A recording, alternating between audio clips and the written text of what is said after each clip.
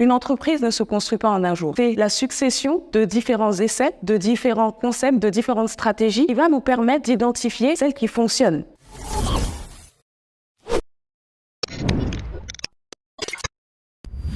Bonjour, c'est Néné Keita pour la Minute Consulting de Yelema Consulting. Aujourd'hui, je voulais vous parler de deux notions fondamentales. C'est la constance et la consistance.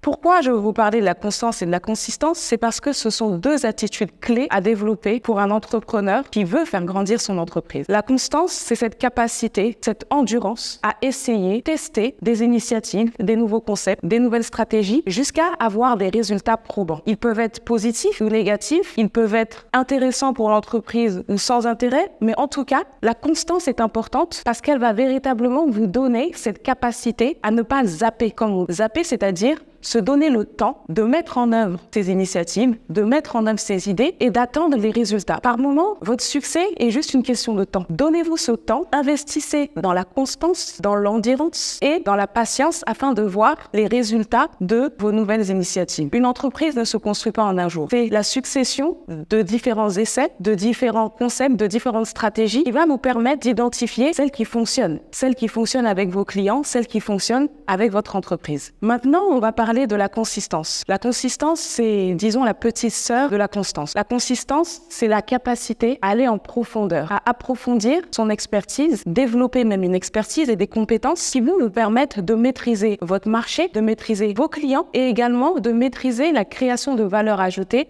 de votre produit ou de votre service. La consistance, c'est ce qui manque à beaucoup d'entrepreneurs en Afrique et au Mali en particulier. Pourquoi? On ne se donne pas suffisamment le temps d'investir dans sa montée en compétences. On ne se donne pas suffisamment les moyens d'accéder à la compétence qui vont nous permettre de maîtriser tous les tenants et les aboutissants de son business. Et donc, cette consistance-là, elle est clé. C'est ce qui fera de votre entreprise une entreprise leader ou une entreprise suiveuse. C'est ce qui fera de vous un entrepreneur leader et un entrepreneur suiveur. Mais surtout, c'est ce qui fera de vous un entrepreneur reconnu pour sa compétence et sa connaissance de son marché, de son secteur et de son business tout simplement. La constance, la consistance, vous main dans la main, elle aussi. N'oubliez pas que votre capacité à réussir va se jouer dans votre capacité à être endurant, à pouvoir délivrer des efforts sur le long terme en attendant des résultats et par votre consistance, c'est-à-dire en ayant à cœur à développer une véritable expertise, une véritable connaissance de votre secteur et de votre marché qui feront de vous les futurs leaders.